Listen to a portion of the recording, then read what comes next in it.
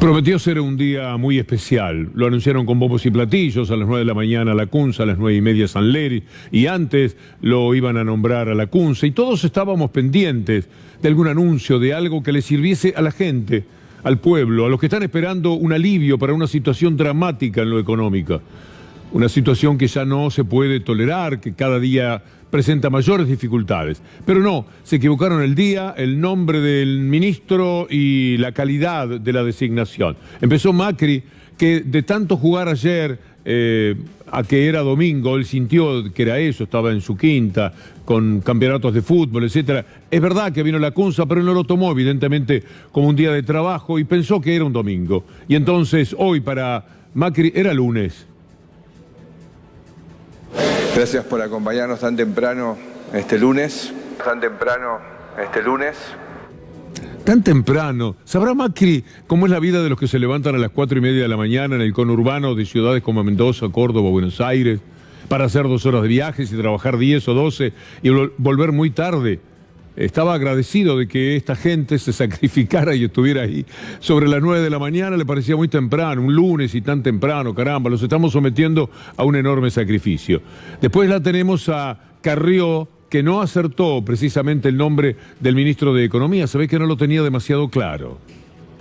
Se apoyó a Lacunza como nuevo ministro de Economía,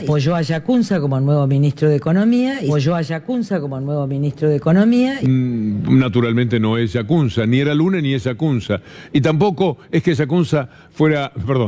Lacunza fuese presidente, como él pensó, habrá soñado, se habrá confundido, estaría muy emocionado, pero esto fue lo que dijo.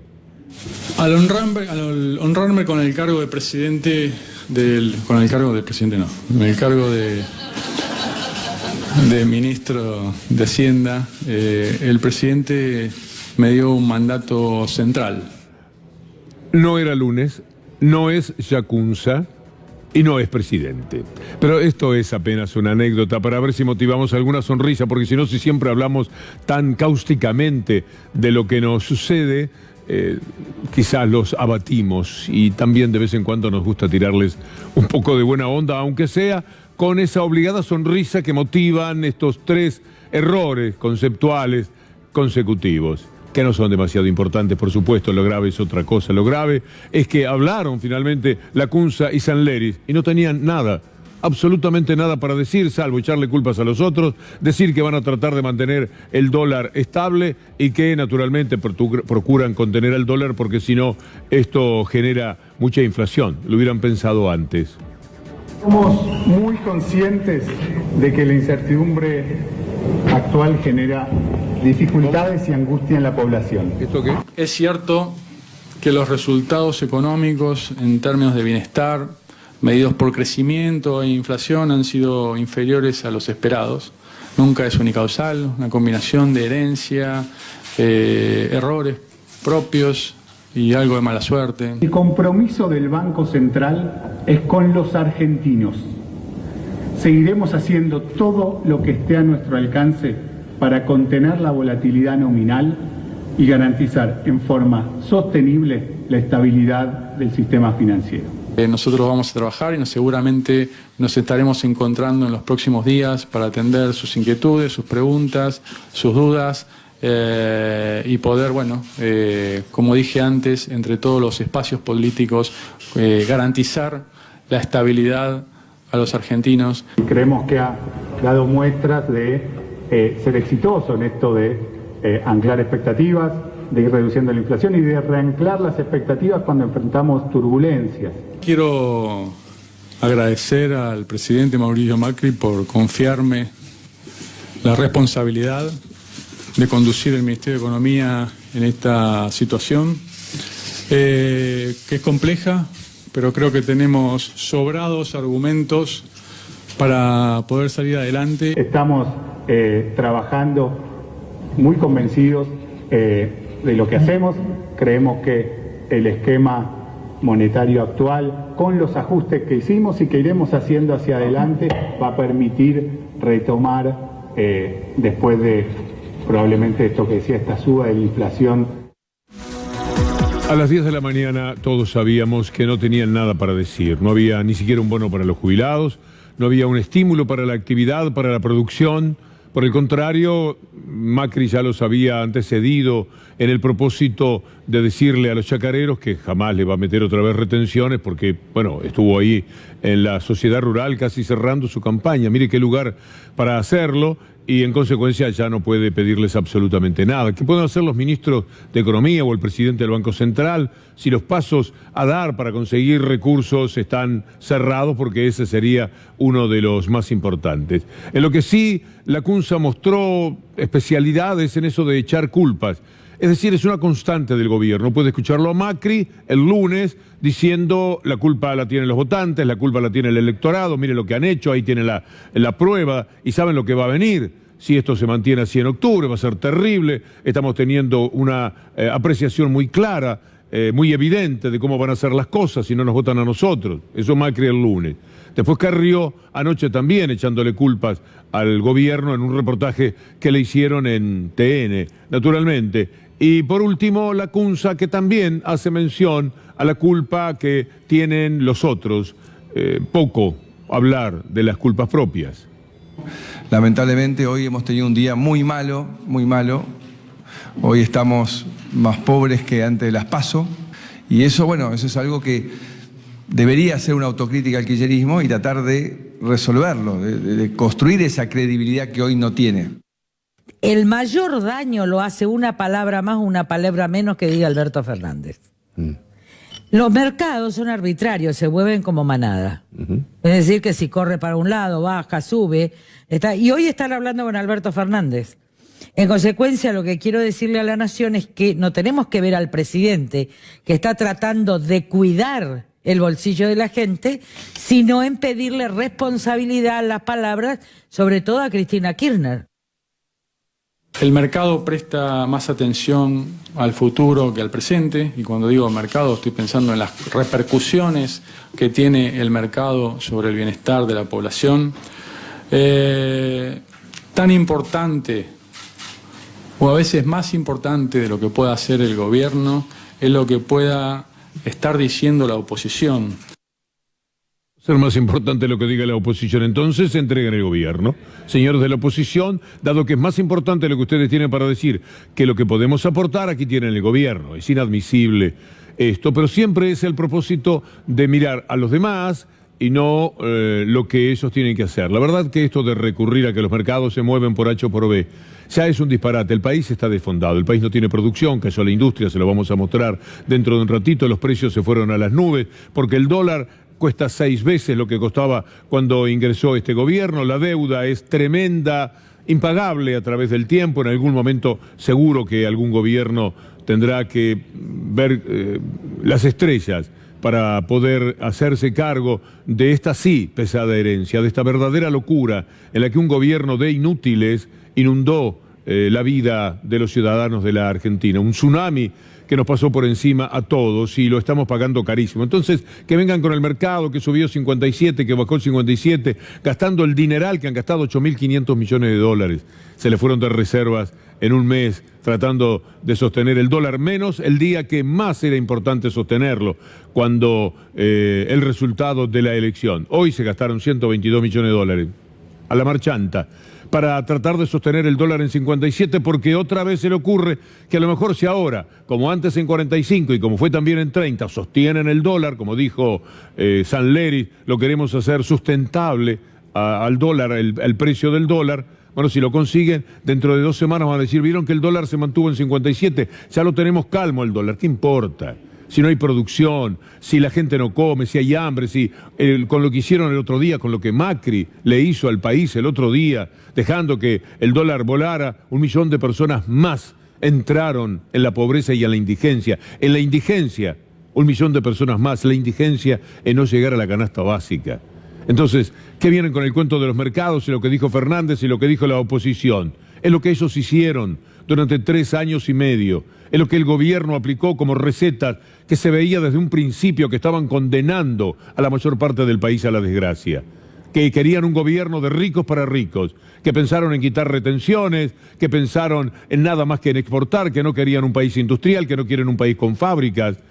que quieren un país en el que se saque la soja y bueno, y que entre en dólares, pero eso alcanza para pocos, alcanza para el 20 o 25%, para los ricos, y a los demás alguna limosnita, algún trabajo en el comercio, alguna actividad que se pueda hacer. Esta es la razón. Y lo dice el New York Times, como lo vamos a ver un poquito más adelante. Pero con muy buen criterio, Darío Gaño, nuestro compañero en la conferencia de prensa de San Lery, le preguntó, ¿ustedes tienen un plan B? Es decir, ¿tienen alguna otra salida para todo esto? Plan B, no. Estamos trabajando muy convencidos de lo que hacemos. Creemos que el esquema monetario actual, con los ajustes que hicimos y que iremos haciendo hacia adelante, va a... Plan B, no. Bueno, ya lo había dicho Macri cuando charló con Vargas Llosa. Este es el camino, vamos por acá, y eso sí lo vamos a hacer más rápido. Lo hicieron tan rápido que chocaron contra un día de agosto y de rebote chocarán contra un día de octubre, y al final lo hicieron tan rápido que en diciembre preguntarán ¿cómo fue que hicimos todo esto? Les va a resultar difícil encontrar una respuesta. Dígame una cosa, presidente. Si usted gana las elecciones, ¿va a cambiar su política en algo fundamental o va a continuar exactamente como hasta ahora? Voy a tratar de ir en la misma dirección que estamos lo más rápido posible. ¿Está bien? Bueno. Qué dos pájaros tan graciosos, ¿no? Qué cosa increíble. Y lo estaban pasando muy bien en ese momento porque ni imaginaban la que se les venía, porque nunca lo vieron. No saben del hambre, no saben de la pobreza, no conocen cómo es la vida de un desocupado, lo largo que es el día de un desocupado, que no tiene partidos en la Quinta de los Abrojos, por supuesto. No tiene nada para entretenerse, solo pensar cómo va a ser para solucionar el problema, la vida, la comida de sus hijos. Es muy duro, por eso no lo vieron. Por eso costó tanto apreciar qué era lo que estaba ocurriendo en la República Argentina y se desayunaron recién este 11 de agosto. Hay una fotografía que marca claramente cuál es el estado de ánimo de la gente que está en el gobierno. Mire estos rostros y haga su propia lectura sobre lo que implica esa seriedad, esta forma de pensar en nada, de seguir los acontecimientos sin tener un músculo que se pueda mover, por lo menos en forma positiva. La que siempre se mantiene como exultante, como loca de la vida, como muy campeona, es Elisa Carrió, que ahora, además, se permite amenazar, está bien de las caras, ya está, se permite amenazar a los periodistas, algo nos va a pasar, nos va a denunciar, nos va a perseguir, nos va a hostigar. Es una cosa curiosa lo que le dijo a Joaquín Morales Solá anoche. Y vamos a condenar a quien, a través de los diarios, comunique reuniones falsas y pretenda al mismo tiempo tambalear al presidente. Somos conscientes de quiénes son, no había que decirlo, era evidente. Como es evidente, miren que todos, usted lo sabe, yo estuve al lado del presidente los últimos 3 días y con reuniones permanentes en los Abrojos. Pero ningún diario lo registra, porque lo que sucede realmente no está registrado en los diarios. Entonces yo le pido a los periodistas que den información real y que tengan en cuenta que hay gente interesada en ya casi una transición para Alberto Fernández, afuera y adentro. Y Alberto Fernández... ¿Adentro del gobierno también? Podría haber en algún momento. Es curioso, una amenaza de Carrió delante de un periodista que cuando en la Argentina se podía decir cualquier cosa, vamos a tomar por ejemplo a la presidenta. ¿Alguien escatimó un elogio entre comillas para Cristina Fernández de Kirchner? Los peores insultos, las tapas más aberrantes, la obscenidad de los comentarios, la recurrencia a la mentira, la acusación sin fundamentos, porque en algún momento se tendrían que haber dado cuenta que ya no había fundamentación para todo lo que se decía. Para tomar a la persona más elevada que había en ese momento. Nadie se privó de nada y sin embargo Morales Solá, al frente de un grupo de periodistas, estaba en Washington protestando por la falta de libertad de expresión en la Argentina. Vamos a verlo y pensemos mientras lo escuchamos a él que era testigo de lo que Carrió le decía sobre lo que piensan hacer con los periodistas. Y Morales Solá, que uno sepa, sigue siendo periodista. y estaba allá en Washington protestando contra la falta de libertad de expresión, y estaba ahora escuchando a una persona que también quería limitar la libertad de expresión en la medida en que los periodistas la molestan. Estamos acá para decir que la libertad de expresión en la Argentina está siendo cercenada y quiero dar los argumentos que sostienen esta afirmación. No podemos dejar de tener en cuenta que el problema central que hay entre el periodismo y el gobierno, o entre el gobierno y el periodismo, es que el gobierno considera al periodismo como su único adversario, como su único enemigo a batir. Su lucha política no consiste en competir con los otros partidos de la oposición, sino en eliminar al periodismo. Ustedes preguntarán si los periodistas argentinos podemos escribir o decir lo que pensamos. La respuesta es que sí. La siguiente pregunta es si trabajamos tranquilos los periodistas en la Argentina, y la respuesta es que no. Siempre estamos esperando la represalia por las cosas que esperamos, que pensamos, que escribimos y que decimos. Represalias que se da a través de la descalificación, la estigmatización, la demonización del periodismo. Sirve para cotejar tiempos, ¿no? Pero además para pensar cómo se le ocurrió a Carrió decir esto frente a semejante adalid de la libertad de expresión. No lo debe haber pensado o no recordaría quizás este episodio. Hablando de Carrió, una vez más, en su andar por TN y algún otro medio afín, habla de la muerte. La recurrencia que tiene con esa idea es llamativa. Nosotros hemos armado algunas de las ocasiones en las que efectivamente, de alguna manera, de una forma o de otra, está mencionando la muerte. Tiene que ver también con que Cristina no es Kirchner. Entonces ya no podemos pensar en salidas cruentas, ¿se acuerdan? Solo se va a ir el poder tirando las cosas. La verdad que yo duermo tan tranquila desde que este hombre falleció, porque la capacidad de daño de Kirchner no va a ser igualada por nadie. Ahora esto que planteaba Lilita de la temperatura del agua, que también le consultábamos recién a Rodrigo Saliba. Aquí las temperaturas bajas favorecen la conservación del cuerpo. Digamos, sí. Los forenses, de alguna manera... Es como Walt Disney. Claro, digamos, los forenses pueden encontrar más pruebas. Y que yo sea la denunciadora. Mira, gracias a Dios, murió de la sola. Porque ahí sí sabría lo que es una denunciadora. Estamos en las antípodas, pues si hay dos personas distintas, eso somos Pichetto y yo. Yo era amiga del Gringo Soria, que decía, mi mujer me va a matar, y lo mató. Bueno, presidente, no se mueva de donde está. Hay que atravesar las tormentas, pero no hay que quererlas enfrentar con los lobbies que quieren cambios todos los días. A nosotros no nos van a sacar de Olivos los que nos quieren mover. Nos van a sacar muertos, pero no nos van a sacar sino de pie. Mejor hablemos del país y de cosas que están sucediendo mientras nosotros esperamos que la CUNSA nos diga algo, o que Sanleris haga algún aporte, o que el Macri sepa en qué día vive, o que Carrió no amenace periodistas como contrapartida a la discusión que se ha generado, política inevitable por otra parte en la vida del país.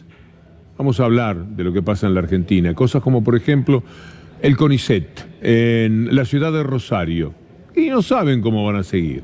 Es una situación muy difícil, no llegan a cubrir los gastos, como nos contó hoy Florencio Podestá, que está a cargo de CONICET en Rosario. Bastante mal desde 2016. Nos vemos enfrentados en el corto plazo a una imposibilidad de comprar nuestros insumos, que son predominantemente importados. Los becarios, por ejemplo, que son los que ponen el trabajo sobre la mesada de laboratorio, están por debajo de la línea de pobreza. Que son los que ponen el trabajo sobre la mesada de laboratorio, están por debajo de la línea de pobreza. Eso es preocupante para cualquiera que esté cargo de una institución tan grande. El recorte viene de la mano de una decisión política de primarizar la economía. No hay país grande que se haya desarrollado sin ciencia. Una gestión de gobierno que está muy alejada de la ciencia. El propio secretario Barañó no dio una respuesta categórica cuando le preguntaron sobre si la ciencia era prioritaria o no. Y otra cosa que le pasa al país es el hambre. El hambre de millones de chicos. Hambre. Hambre que además, como represalia, ya ni quieren ayudar a que sea mitigado. No hay manera. Hoy Mauro Fulco hizo una nota que directamente me tuvo 1 hora sin ganas de salir al aire, porque ¿qué podemos decir? Al fin de cuentas, uno cuando habla sueña, siempre estamos queriendo cómo cambiar el mundo. Sabemos que somos apenas hojitas en el viento y que no va a ocurrir eso. Pero en cada expresión estamos manifestando también nuestros sueños del mundo que queremos. Y cuando ese mundo nos da tanta contra, a veces, aunque sea por un rato, uno se queda abatido. Y luego de ver esta nota de la que vamos a ver un pequeño tramo, uno queda muy mal. ¿Cómo van a tomar represalias contra los pibes que no tienen para comer? ¿Cómo no le van a hacer llegar los alimentos? Porque total, los pobres, mirá lo que votaron. Algo así parecido a lo que dijo Macri el lunes.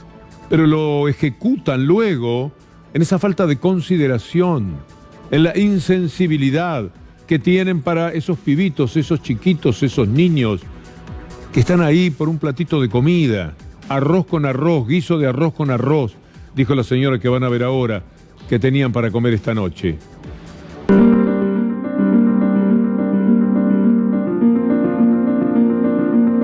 Y en este momento estamos con un mínimo de unas 6.000 familias. Multiplicarlas por 4 o 5 y sacar el número. Antes de que se sienten a comer, hacían una actividad con los chicos. ¿Qué es lo que hacían?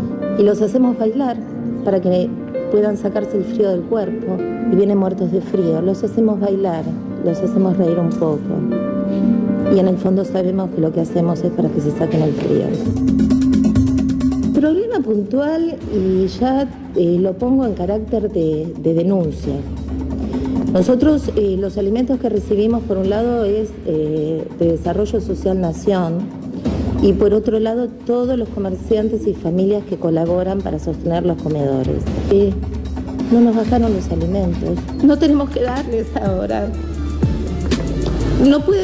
No sé cómo no pueden entender que a una criatura le llore, le duele la panza de hambre y te lo digan. ¿Qué para comer hoy?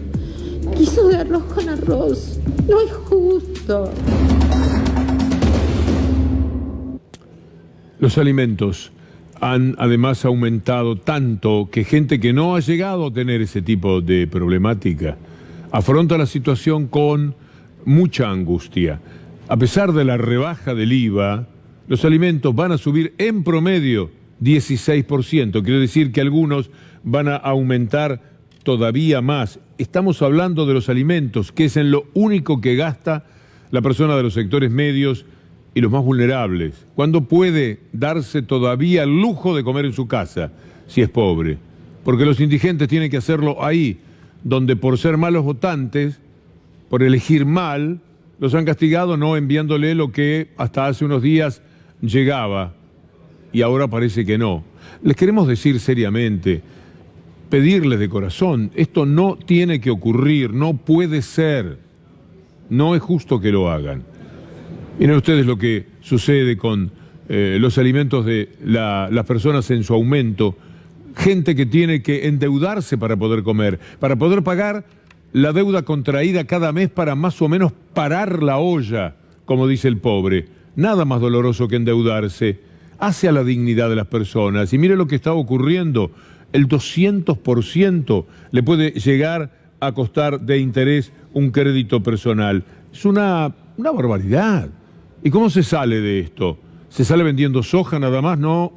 Se sale con trabajo en las fábricas. Y trabajo en las fábricas hay si hay consumo. Y hay consumo si hay dinero en el bolsillo de la gente. ¿Hasta cuándo hay que decirlo? ¿No lo vieron? ¿Se enceguecieron tanto? Hasta 2015 fue así.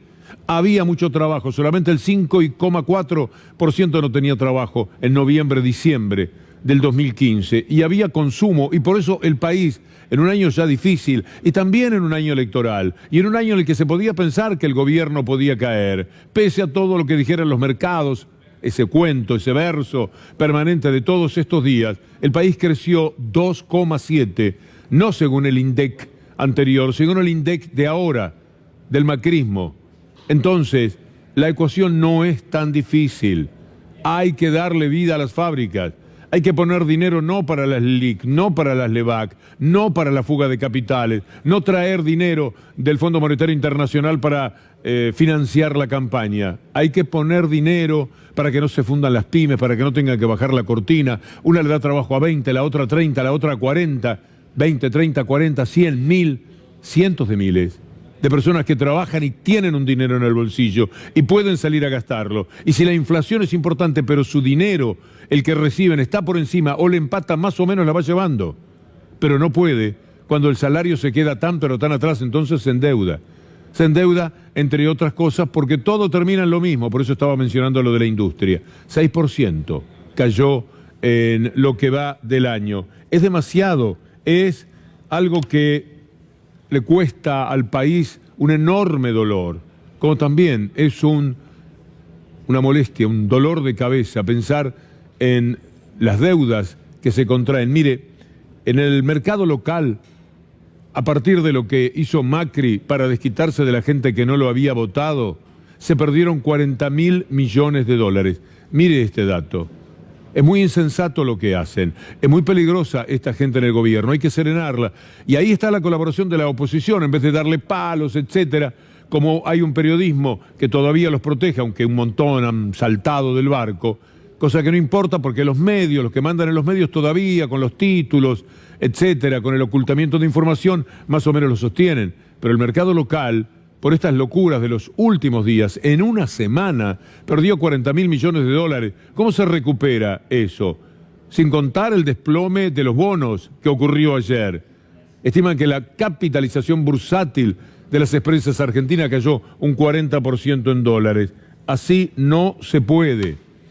Es muy mala música la que este gobierno genera. Es una estridencia que resulta insoportable. Por eso tienen tanto enojo contra la buena música. Amo, como muchos de ustedes, miles de ustedes, a la Orquesta Sinfónica Nacional. Debo haber ido 100 veces al Auditorio Belgrano cada viernes cuando tocaban gratis para toda la gente. Recuerdo las lágrimas que tenían cuando debutaron en el Centro Cultural Kirchner, en la Ballena Azul. Fue una noche absolutamente inolvidable. La Orquesta Sinfónica Nacional. Músicos extraordinarios que son parte del bagaje cultural del propio país. Miren en lo que están. Lo cuentan sus propios trabajadores. En casi 4 años, Pablo Abeluto, otro de esos inútiles que a uno lo dejan sin consuelo, que haya llegado a ministro de Cultura, no solucionó ningún problema. Tenemos los salarios más bajos del país, los contratos tardan meses y años en pagarse, suspendió las giras nacionales, se dedicó solamente a reducir el presupuesto. Y ellos lo dicen al cabo de cada una de las presentaciones o antes de la Orquesta Sinfónica Nacional. Además, como lo hacemos en todos los conciertos, queremos que estén informados sobre la grave situación que estamos atravesando. La Orquesta Sinfónica Nacional es la orquesta profesional con el salario más bajo del país. Los músicos, inclusive, tenemos salarios por debajo del límite de la pobreza. Muchos integrantes de la orquesta ya están buscando mejores propuestas laborales, produciéndose un verdadero vaciamiento artístico del organismo. La falta de realización de concursos de ingreso agrava aún más esta crítica situación.